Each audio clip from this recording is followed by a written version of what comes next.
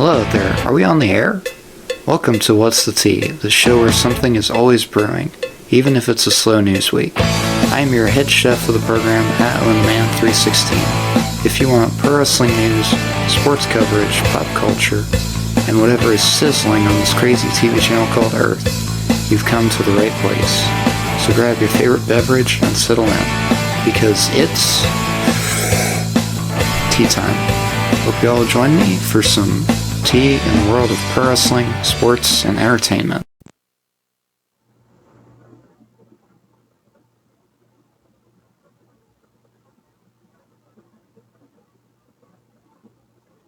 So the first match of the night was for the WWE Women's Tag Team Championships, which pit the champions, the Kabuki Warriors, against Bliss Cross Applesauce, the team of Nikki Cross and Alexa Bliss. Now the Kabuki Warriors, they did a great job of just dominating this match. Like, they are not letting Alexa get to Nikki to tag her in. They're not letting Nikki get to Alexa. And that's exactly how you want to be if you're a tag team, is you want to find a way to take away the ability for the opponent to tag in and out. Because you want them to be tired, and you want them to be right where you've got them, and you know you can close out a match very easily with just one move. And honestly, the MVP of this match is Nikki Cross, because she just keeps finding ways to counter the Kabuki Warriors' offense, and just finding ways to keep the match going. Whether it's her diving cross bodies or whatever else she did in this match, she was just incredible to watch in the match, you know? And I gotta say, overall, this was a really good start to this Mania, because it gave you an idea of what they're going to try to do to kind of compromise for there being no fans, as you had Asuka and Alexa Bliss kind of chopping it up. And we know the history with them, and it's crazy that here we are 5 years later, and these two are competing against each other in the in the Queen of the Ring tournament in the semifinals. You know, like, there's just a lot of history there. And I like the history between Alexa and Asuka, because honestly, they just have solid matches. And that's kind of what we got out of this match. It's just a solid match between two really good tag teams in the women's tag division. And in the end, Bliss Cross Applesauce wins the tag titles. You know, looking back at it 5 years ago, I was kind of thinking, well, why did Kairi and Asuka lose the tag titles? Because they were just this unstoppable tag team that it seemed like nobody could beat. Like, you had Charlotte Flair and Becky Lynch against the Kabuki Warriors of TLC, and they still couldn't take the tag titles off the Kabuki Warriors. Like, you know, they were just this really good, unstoppable tag team. They were just having an amazing run. But, you know, I just gotta say, congrats to Alexa and Nikki. Like, they went out there and they just had a great match, you know, and they deserved to win the tag titles that night, because that had to have been a cool moment. And that's pretty cool to say you got to be the first title change at a WrestleMania, you know. That's got to be pretty awesome, because opening a match, that's a pretty cool feat to accomplish, but also to say you were the first ones to actually be new champions at that WrestleMania. That's something you can always hang your hat on and say, yeah, we did that. But yeah, overall, this match, in my opinion, gets a woo. So we're off to a good start for the night. But we got a lot to go through here, so get comfortable. So the next match was Elias against King Corbin. Now, I'm just going to be honest. I don't really see why this match was on the card. Like, from what I remember, Elias and King Corbin were feuding briefly. I mean, there's just not really much I remember about this particular feud, because it wasn't one of the ones that I circled and said, yeah, I definitely gotta watch this match. And boy, my opinion is still the same as 5 years ago. This match just did not belong on the WrestleMania card. Because it's like, this feels like a match that just belongs on a random episode of SmackDown. And that's not saying anything bad about Elias or King Corbin. It's just the bottom line is, this does not look like a WrestleMania match to me. Like, it's just a one-on-one match that you would randomly book if you were playing WWE 2K20, if the damn thing actually works. when you're playing universe mode. Like it just felt that random. And I get it, they were trying to push King Corbin as this diabolical heel and everything, which, yeah, they did that. But you did it with some of the stupidest fucking things, like Roman Reigns being forced to eat dog food. I mean, goddamn, man. This is one of the dumbest endings to an episode of SmackDown I've ever seen. Like, who in the hell actually thought that was something you should put on TV? Oh wait, I remember who was still running creative at that time. Because good God, man, that does not belong on SmackDown, or let alone any wrestling program. That's just fucking stupid. Anyways, as for the match itself, Elias and King Corbin, they just kind of do their thing. King Corbin, he's healing it up. Elias is trying to be the baby face in this match. And all in all, it's just kind of a match. Like, it's not a bad match, it's not a great match. It's just kind of in the middle. To where it's like, yeah, this was on the WrestleMania card. And hey, at least Elias can say one thing about his career. He can say that I won a match at WrestleMania. And that's pretty crazy, But honestly, just my thoughts on this match. It's, like I said, just a match. There's nothing special about it. Unless you consider Elias smashing him with a guitar over his back special. I mean, yeah, it's a cool spot, but like, I would not have put this on WrestleMania. This would have been on the pre-show, because it's like, I feel like you could have had a better match on this card besides this. And I've come around a lot in the recent years on Baron Corbin. He's a great wrestler, and he's a great character in a lot of ways. But this match just wasn't it. And in some ways, I do kind of feel bad that he never really got a big push as King Corbin, considering he'd eventually lose the crown to Shinsuke Nakamura on a random episode of pandemic-era SmackDown. Like, what exactly were you trying to do with that? You kind of just made him look like a jobber in some facets, which is not what you want to do when you're trying to when you're trying to build a top heel, Like, that's just not ideal, and it never works the right way, okay? So all in all, it's just a match, and it gets a boo. It does not belong in WrestleMania.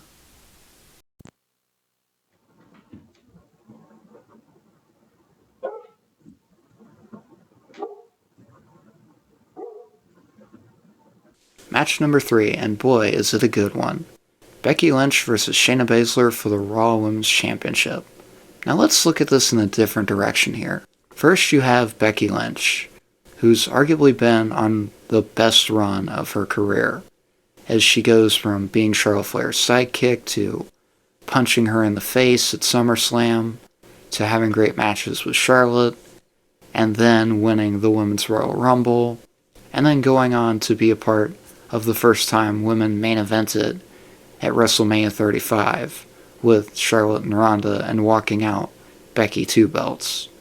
And then having a great match with Natalya at SummerSlam, then having those classics with Sasha, the match at Clash of Champions, the match at Hell in a Cell, which was actually inside Hell in a Cell, and then also going on to have another classic with Asuka at the Royal Rumble. So she's on one hell of a run here at this point. And it literally seems like Becky Lynch is unstoppable. Enter Shayna Baszler. Shayna was literally a killer in NXT. Like, she would break bones, and she would take souls from her opponents. I remember the first time I watched a Shayna Baszler NXT match, and I was like, good lord, she is freaking scary, man. Like, I would not want to fuck around and find out with her. I'm being serious. Because Shayna, she was a legitimate killer in NXT. Like, you watch what she did to Kairi Sane at Evolution, and you get chills, and you go, Yeah, I would never want to ever piss that lady off. And I'm just saying, man. And then you see her in the Elimination Chamber where she legitimately destroys the entire locker room.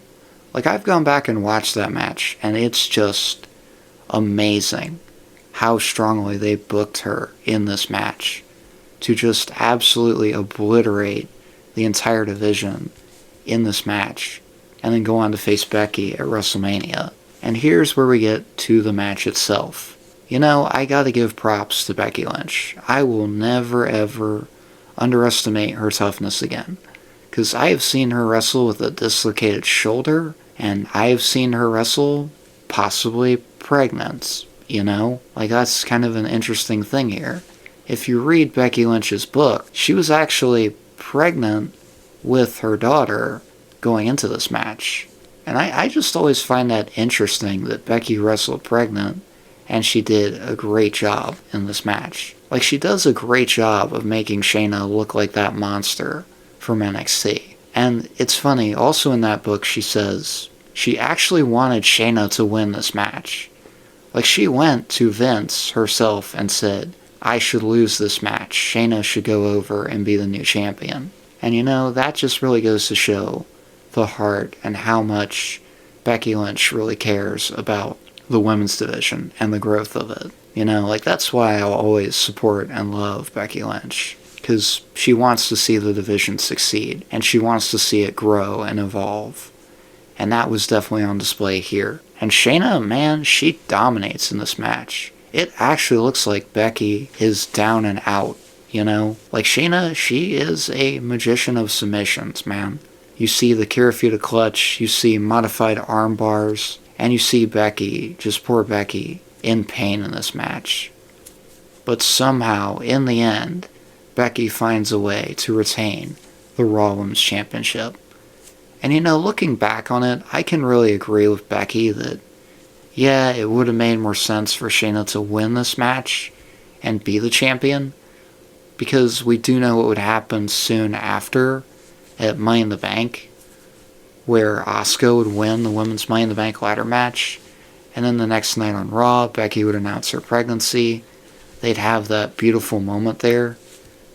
And I've actually kind of got a short story about this here. So that night was about less than 24 hours to my last day of online classes for high school. And for me, that was just kind of an emotional roller coaster, because it's like, wow, the person that I really love is going to be gone for a while, and now I'm going to be graduating high school by finishing online. You know, it's just crazy how that all went down there. But yeah, it's an absolutely beautiful moment between her and Asuka. Like, I always remember this line that she says, where she goes, now you go and be a warrior, 'cause I'm gonna go and be a mother. And the way Asuka sold this, I don't know if anybody actually told Asuka this is the way this was gonna go down, you know? Like, she just sells it so beautifully, and you see her go and hug Becky. Becky's got tears in her eyes, but a smile on her face. And it's just a really beautiful moment between those two that I'll always remember, you know? So yeah, overall, I can say this was a really good match. And I really wish that we actually got that one-on-one between Becky and Shayna again, because they were just great in this match, you know? And I think we got a good taste of what they could do one-on-one, you know? So I always wish that we could have had one more match between these two, because they would have probably torn the house down. Overall, this match gets a woo. So we're doing pretty good. 2 woos to 1 boo.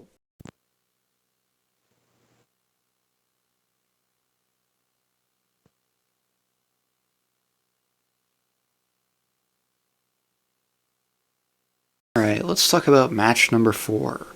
Daniel Bryan versus Sami Zayn for the Intercontinental Championship. Now, you know, I gotta say, I really did like this heel character for Sami Zayn, because it was something different. It wasn't the smiley babyface that was going, whoa, along with the crowd.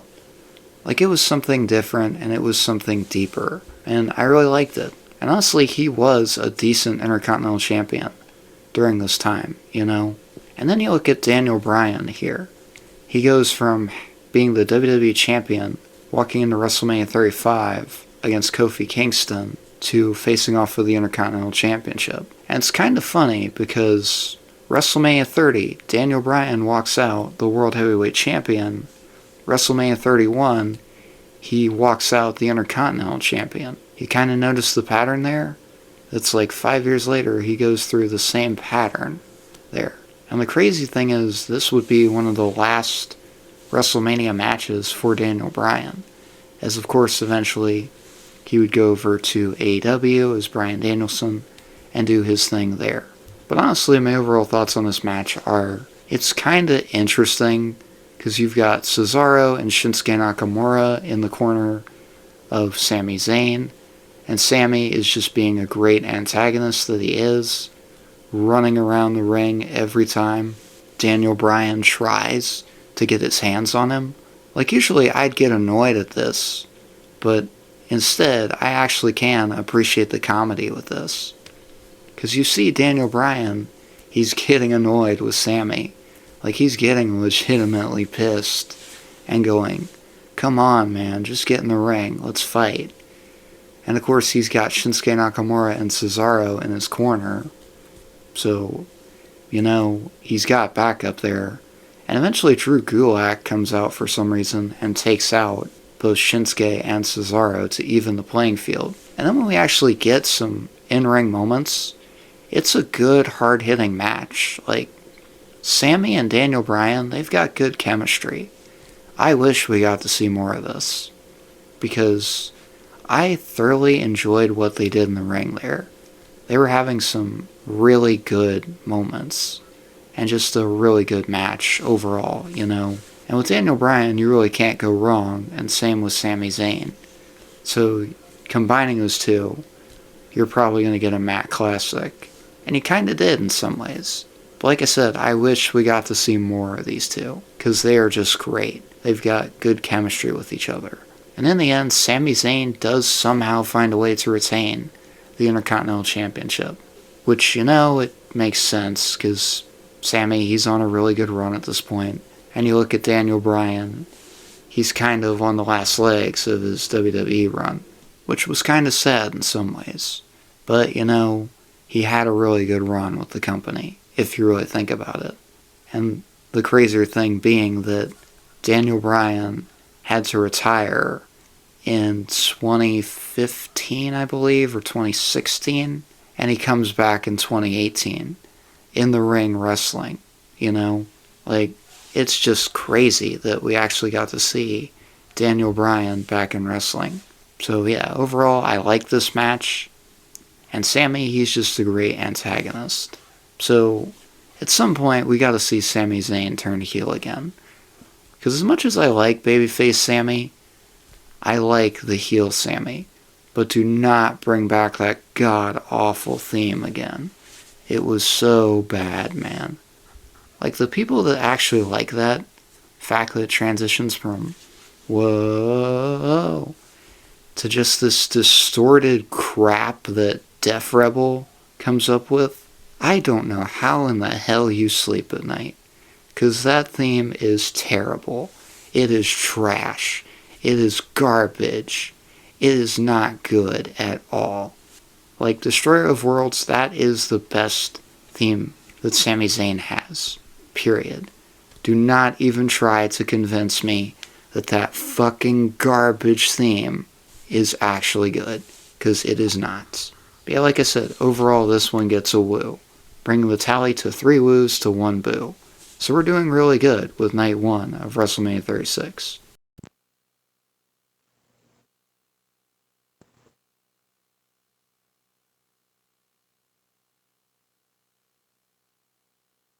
Match number 5, and it puts a really unique spin on tag team ladder matches. As instead of it being a tag team ladder match where there's 3 teams, it was one representative from each team. You had John Morrison representing Miz and Morrison, the current SmackDown Tag Team Champions. You had Jimmy Uso representing the Usos, and you had Kofi Kingston representing the New Day. Now, I gotta say, you picked 3 really good guys to be in this match, because Kofi and John Morrison, they're going to bring athleticism that is off the charts. And you put Kofi Kingston with ladders or anything around in the environment, the guy is going to make it look great and just give you WrestleMania moment after WrestleMania moment. And Jimmy Uso, this was really one of our first tastes as him as a singles wrestler at a big event, And honestly, as much as Jay is great as a single star, Jimmy isn't too far off, man. He's actually a really decent singles wrestler. He should be a mid-card champion at some point, just like his brother was. But anyways, let's get into the match. This match, it still brings the chaos and creativity that we love when there are ladders involved and tag teams. Like Kofi, I love the ladder spot he did, where he goes through, or he's hanging on to 2 ladders, and he's trying to kick both Jimmy and John at the same time. I think that was a really creative move there. And this match was brutal too in some spots. You have John Morrison throwing a ladder out of the ring when Jimmy Uso is already down on the outside. That's just brutal.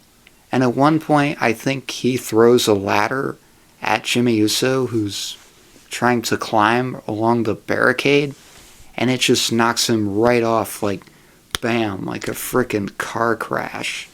And I sat there for a minute going, oh my god, did John Morrison just murder Jimmy Uso? Or it might have been Kofi Kingston. But yeah, apparently murder and wrestling just has a unique relationship. But anyways, my overall thoughts on the match. I like it, Personally, there are people out there that hate this idea, but it's I like it, because you've already got to deal with the COVID restrictions and having no fans. Get creative, have a little fun with some of these. And I liked the overall creativity with this match. I also like the finish, where the 3 guys, they're up on the ladder, and all 3 unhook the titles at the same time. And they're fighting over the titles while they're still unhooked already from the latch that's holding them up. And so they're basically fighting over the belts. And in the end, Jimmy and Kofi pull off John Morrison, but the belts fall right onto John Morrison, who somehow falls onto a ladder there. And I thought that was just a really creative way to finish the match. Overall, 10 out of 10 for creativity in this match. And like I said, there are people that hate this because it's oh, it was one guy for each one of the teams. That's not how it's supposed to work. Listen, creativity is not a bad thing. And like I said, I love the creativity with this idea. And you got 3 of the most athletic guys on the roster in this match pretty much. Because like I said, you have Kofi Kingston, who's going to do everything he can to create a WrestleMania moment. You have John Morrison, who's pretty much the king of parkour in terms of the locker room. You have Jimmy Uso, and the Usos, they go out there and they give it their all every single time. This was a good match. Overall, I think this one deserves a woo, because hey, there was effort put in with this, and the creativity was off the charts. So yeah, I like this match.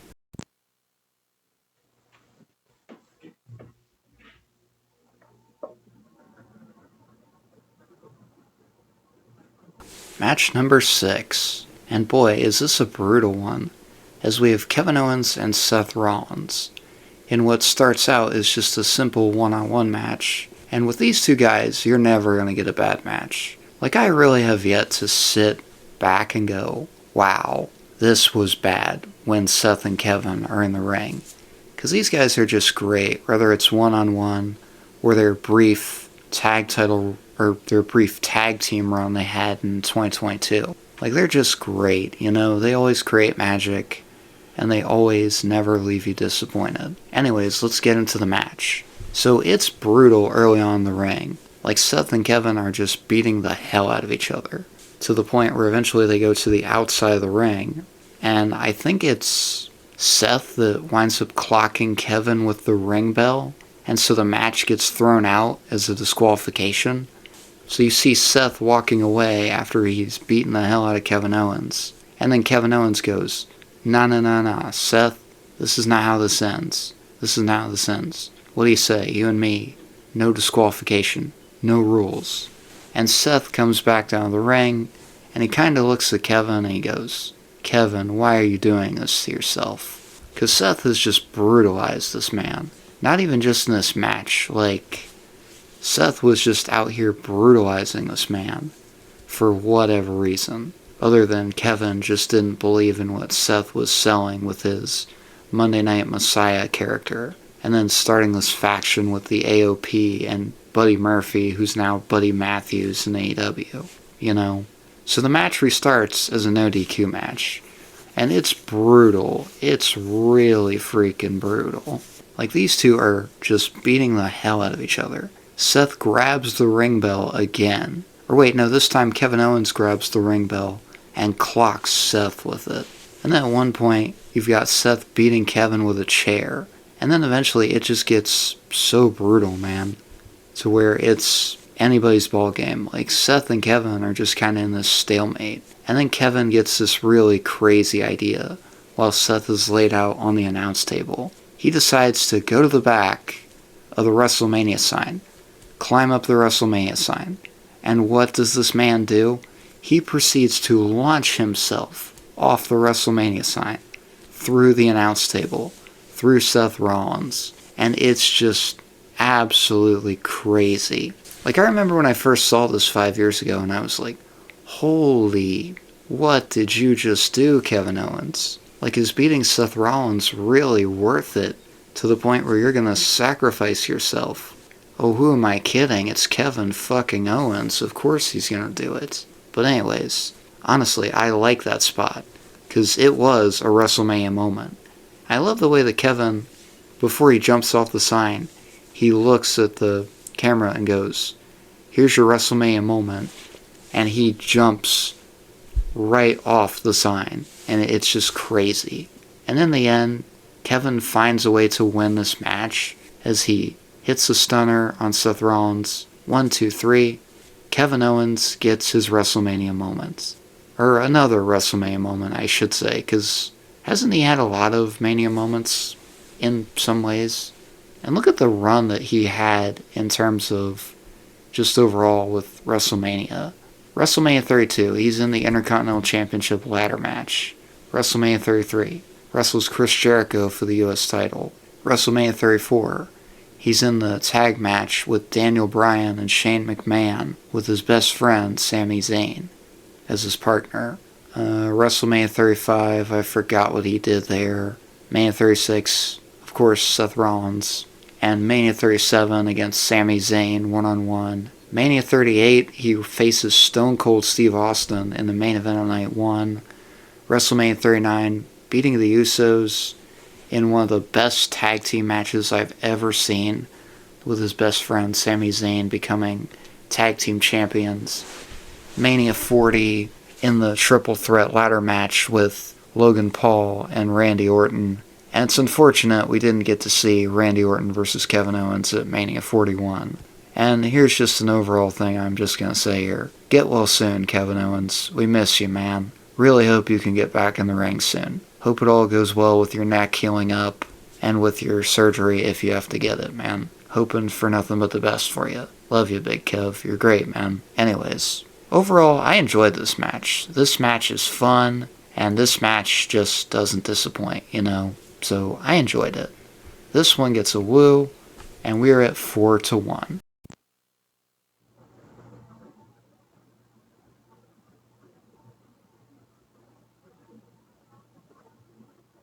So Goldberg versus Braun Strowman for the WWE Universal Championship. Now let me just get this off my chest here. Having Goldberg beat The Fiend in Saudi Arabia was a stupid fucking idea. I mean, you literally ruined Bray Wyatt by doing that. You literally took away the aura of The Fiend by having Goldberg beat him in Saudi Arabia. And it was not even close. It was just a convincing squash in a lot of ways. But I digress. Anyways, Roman Reigns was originally supposed to take on Bill Goldberg for the Universal Championship at WrestleMania. But with COVID, Roman wanted to keep his family safe, especially with his compromised immune system, with all the stuff that he dealt with prior, like his battle with leukemia, for instance. So I completely respect him for doing that. That makes a lot of sense. But this is what we got instead. Braun Strowman and Bill Goldberg. Now if you really want to enjoy this match, take a shot for every time Goldberg hits a spear on Braun Strowman. Take a shot every time Braun Strowman hits the running power slam on Bill Goldberg. Take a shot every time Goldberg attempts to do the jackhammer. And see, you can actually enjoy this match. You can actually enjoy it and not feel like, oh my god, this was such a waste of card space. But the only good thing is that you took the title off of Bill Goldberg, because nobody wants to see Goldberg as Universal Champion. You know, like we did that with Goldberg and Lesnar. We ran that at WrestleMania 33. We don't need to see it again with Braun Strowman and Bill Goldberg. This is exactly how I felt about it 5 years ago, because I was pissed off about The Fiend losing to Goldberg, because it's like you completely destroyed The Fiend by doing that, to where it's like, oh, this guy's human, you can beat him. You shouldn't have done that. You should have just kept it on The Fiend, and maybe you could have had him face Braun Strowman at WrestleMania. And I know, eventually we'd get that match at Money in the Bank, and also Extreme Rules with the Wyatt Swamp match, which I thought that was good, because again, it's another cinematic match, and I can really appreciate the time and effort put into those, you know? But yeah, the one positive I can say is just congrats to Braun Strowman. He wins his first world championship by beating Bill Goldberg. That's still a hell of a thing to say, you know, that you beat Bill Goldberg at WrestleMania and won your first world title there. Like, that's still pretty cool, you know? But all in all, this match is a boo, because there's just nothing really special about it. It's just my least favorite thing in the world when it comes to pro wrestling. Finisher spamming. Jackhammer. Spear after spear after spear after spear. Running power slam after running power slam after running power slam after running power slam. Like, it's just madness to me. I don't understand how anyone can enjoy those matches, because there's no story, and there's no real grappling involved in it. It's just fucking finisher spamming. Like, for the love of God, man, at least put something more into it. I get it, it's Bill Goldberg in his elderly state and all, but it's like, for the love of God, man, do something. Or for the love of mankind, do something with this that isn't just repeated finisher spamming. Jeez. Alright, so that's 2 boos, and that's like 5 woos, I think, now? Okay.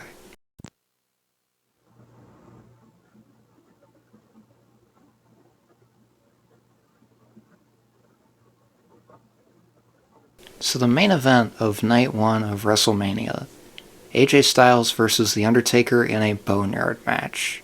Now the first thing I'm just going to say right off the bat, this match is absolute cinema. Like, this was absolute cinema before Roman Reigns was using it with the Bloodline storyline. This was just great, man. I mean, first you have AJ Styles enter in the hearse while he's in a casket and just pops out going, oh, what a ride. Like, that was a really good Road Warriors reference there. I thought that was just kind of a cool entrance too. But then you get the badass visual. AJ Styles is just standing there, and he goes, oh, I hear him. And it's The Undertaker just riding in on his motorcycle. And you hear, oh, I forget what that Metallica song they used for his entrance was. Oh, Now That We're Dead, that's what it was. And it's just a really cool visual, and the whole thing just looks so badass, because you're just shooting it in this deserted area here. Like, I don't know how they got access to this place, but it was just crazy. And then these two just start brawling it out in this deserted area, which looks like some kind of, I don't know, abandoned farm or something. And it's just crazy, you know?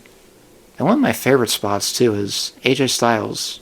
He's about to bury The Undertaker, and The Undertaker appears just like that, like he always did in his career, right behind AJ Styles.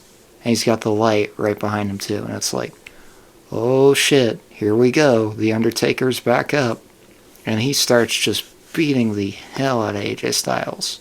I mean, here comes The Undertaker, man. You do not want to mess with that guy. And that's exactly what AJ did, especially with trying to call out his wife, Michelle, and everything, you know? So, it was just a crazy match, man. And I also love the spot with the Druids, too, because that was a cool callback to some of the classic Undertaker entrances. Like WrestleMania 20, for instance, in his match against Kane. I thought that was just really cool. And honestly, if you think about the Boneyard match concept, it's literally right up The Undertaker's alley. Like, this is just perfect in terms of a final match. And I know, people are going to go, oh, never say never, Owen. He's going to come out of retirement, and he's going to face somebody else. It's like, no, I think The Undertaker is honestly pretty content in what he did with AJ Styles at WrestleMania 36. Like, that match was just so cool. Everything they did in there, it just looked great. There's even the spot where The Undertaker tries to get in the hearse, I think, and he smashes a window. You even hear him go, son of a bitch, because his arm is literally bleeding. It's busted open somewhere at the bottom, and it's just crazy. But yeah, overall, I really enjoyed this match, because like I said, it's a fitting farewell to the dead man. And I got to see my favorite version of The Undertaker, the American Badass, just rolling in on a motorcycle, and then beating the crap out of this guy that's talked all this trash to him. And you even had Gallows and Anderson involved in this, which, honestly, it makes a lot of sense, because The Undertaker is this supernatural being, and it's like, of course, it's going to take 3 guys to keep The Undertaker down, and then get him buried in a hole in the middle of this deserted area here. It just makes sense. And I do like how they kept The Undertaker and AJ Styles strong in this, because eventually The Undertaker does win this match with some pretty crazy spots. Like, I think he actually chokeslams AJ Styles right off the top of this abandoned barn. And yeah, just a lot of crazy spots in this thing. And in the end, The Undertaker does bury AJ Styles. But before he does it, there was something really cool too, where there's a moment where they both hug, and Undertaker's like, you gave me a hell of a fight, kid. You should be proud of that. And then he just puts him right in the hole, and I thought that was just classic Undertaker. Again, just a fitting farewell to one of the best to ever lace up a pair of boots. And one of the most ominous characters in the history of pro wrestling. But yeah, overall, this match gets a woo, in my opinion, because it's just great. Everything from start to finish. There's really nothing that I look at and go, oh, this is kind of a low point. It's like, no, it's just action on action on action, and it's just great. With a great start and a great beginning, or a great start and a great finish. And overall, I gotta just say, this first night of WrestleMania was great. Because you had a lot of really cool moments, and a lot of really good matches. That's why I think this Mania deserves a lot more love. Because you've got a lot of cool stuff in it.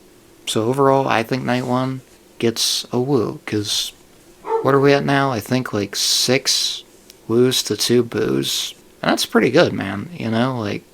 I was expecting to actually hate more stuff, but it's like, no, I've actually kind of changed my opinion on a lot of things. But overall, night 1 was great. Anyways, that just about wraps up part 1 of this 2-part 50th episode, Teatime retrospective on WrestleMania 36. If you enjoyed it, leave a like, leave a comment, and also, of course, subscribe to the YouTube channel, The Owenverse, and make sure to also follow me on Spotify so you have notice about any new projects coming up. Anyways, I think that just about does it here for part 1. I'll get this all edited, and I will have this all up for you guys probably by Monday, I think. Alright, that's it for part 1. And that's the tea on that, folks. Well, I think that's about the time and all the tea we have here today on What's the Tea. Thanks for kicking back and sipping with me at OwenTheMan316. I'll be here next time with more stories, more laughs, and of course, more tea. Until then, have a great one, and as always, peace, love, rock and roll, and of course, plenty of tea. Thank you guys, and always remember, life's too short not to enjoy your favorite drink. Toodles.